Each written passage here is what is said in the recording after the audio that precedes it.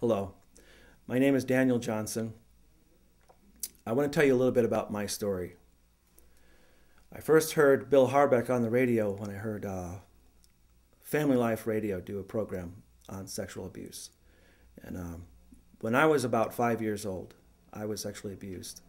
And the first time I talked about it was with my wife when we were first married.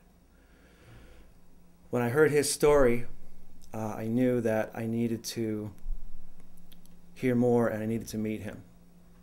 I went to his website and listened to his other interviews that he had and sent him an email and told him my story and sent some of the songs that I'd written out of my experiences. He then told me about the House of Hope, the Hope House, as we call it, and I said I needed to come and visit and be a part of that. And that was the beginning of a new part of healing for me. And so when I came to the Hope House, I found a place where I could get away from the stress of my jobs, of family, of everything that happens in life, and think and pray and read and sing. And most importantly, have conversations. I met Bill and his family.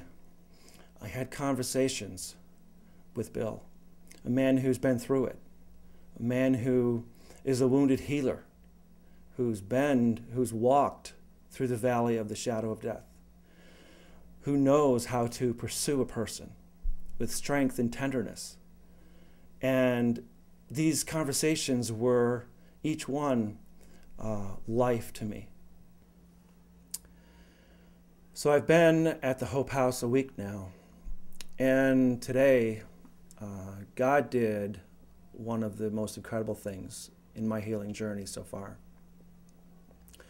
I went to bed last night a little bit fearful, couldn't think of specific things, but there were just things in my mind that were bothering me. And I woke up this morning and I listened to the podcast of Focus on the Family. And it was Dr. Dan Allender, who wrote The Wounded Heart, which I've read many times. And he told his story, which I had heard before. But this time, the words really went deep. And he talked about the problem, one of the biggest problems in sexual abuse is that any kind of touch is normal to feel good. So that's the dilemma, is that there's so much shame with what was done to me because it felt good. And immediately I was just sobbing on the bed. I had to stop the podcast. And the thing that was in my mind was, I hate myself.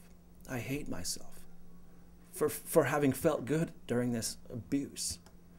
And the other thing that I thought was, I hate God because he allowed this to happen. I began to walk around the house and sob and just think these things and say these things. And then I remembered my wife wanted me to write in my journal, so she knew what was going on. So I go back into the room and I pull out the little journal she had for me, and I went to a page that I had written 3 words on, and I ripped it out because I knew I wasn't going to use that. And the next page, she had drawn a picture of a flower with petals, and each petal said, "I love you." And it was perfect. When we were young, we used to talk about picking the daisy and picking the petals off the flower and saying, "He loves me not, he loves me, he loves me not." And so I knew what she meant, that she loved me and that God loved me. And it was just huge for me. So I got on the phone to my wife. I said, I've got to talk to my wife and tell her what's going on. And I told her what happened.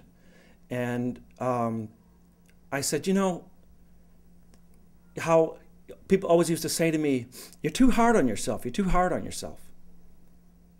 I said, Bill picked up on that in a few conversations. He talked to me about that.